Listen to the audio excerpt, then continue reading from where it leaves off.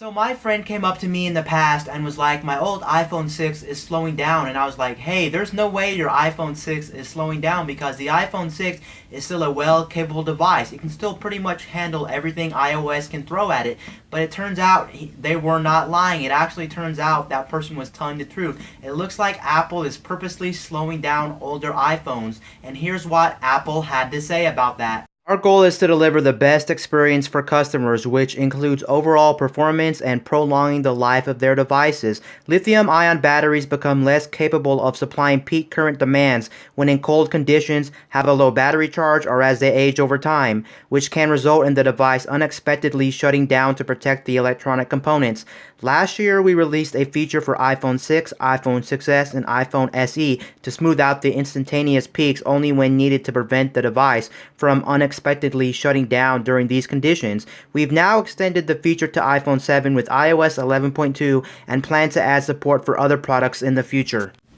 So as you can see there, Apple is purposely slowing down your phone because once the phone ages after a while, the battery starts degrading. These lithium-ion batteries just don't hold a charge. And why do they slow down the phone? Because by slowing down the phone, it pretty much protects your battery. So that means you won't have any random occurrences happen to your battery. It won't malfunction. It won't randomly turn off. Because there's been people in the past who I've known personally, and this even happened to me, where their phone will be sitting at like 35% battery. They'll be doing something on their phone, and then their phone will be randomly shutting down. And they're like, why is my phone randomly shutting down? Well, that's because the battery can't handle what the processor is processing, and since it doesn't have the same battery life it had when you first bought it, then it's pretty much just randomly shutting off. And I've had that experience personally myself. What I mean by that is, actually, I remember when I had an old Android phone from like 4 years ago, and I had it for like 3 to 4 years, and then I started noticing it where it would just randomly reboot and randomly shut off, and I'm like, why is this phone randomly rebooting and randomly randomly restarting? Well, that's because the battery can't handle all the tasks that the processor is throwing at it. So in order to make sure your battery stays in good working order, Apple purposely slows down your phone, which is kind of shady, actually.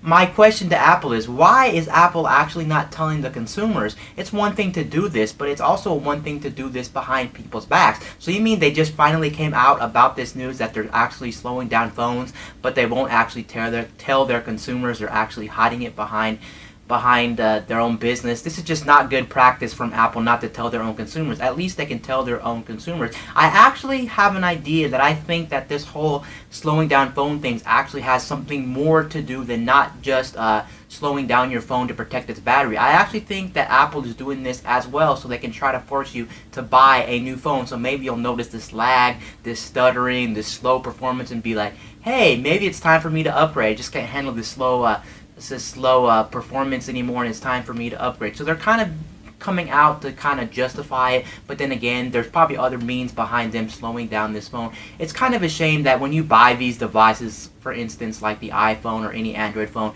you're paying hundreds and hundreds and hundreds of dollars for these devices. And as we know, as time goes on, it just seems like phones are just becoming much more expensive as time goes by. You look at the iPhone 10, you look at the iPhone 8, phones are just becoming much more expensive. It sucks that you're probably only going to have these phones for 2 to 3 years at best, and then you're going to have to toss these phones out. It also sucks that most phones nowadays, you can't just change the internal battery. It looks like the internal battery is going to be locked behind inside the phone, so it is going to be a soldered thing inside the phone. You can change these batteries, but it's going to be some kind of hard to change these batteries unless you know of a person that can change these batteries personally, or unless you can do it yourself, but it's still hard. I remember the days when batteries used to be removable. I remember some of the older phones, like for instance some of the Samsung phones, some of the older phones, for instance, that you can just pop off the back, change the battery. Then it would actually solve this problem of phones slowing down and everything like that. So it's just a shame that Apple is doing this right now to all those customers who have the iPhone 6, 6s, SE, 7, and the other 7 Plus, I think, the one right before the 8. And it kind of sucks too that the new one that came out last year, the 7 and 7 Plus, aren't even actually old phones. They actually came out like a year ago, and now they're slowing down those phones. And you know that those phones' batteries aren't even bad at all. They're still probably holding most of their charge, or are a little bit less than what they originally had. So that's kind of a shame too. That why are they claiming that they're trying to slow down performance on those phones? There should be no reason that Apple is slowing down those phones yet, because let's face it, those phones aren't old yet. I'm really telling you, this is probably due to the fact that they're just trying to also force people to upgrade to the newer models of the iPhone by slowing down phones that aren't even like a year old, which is absolutely ridiculous. Anyway, guys, this is Wayne from My Tech News, signing out.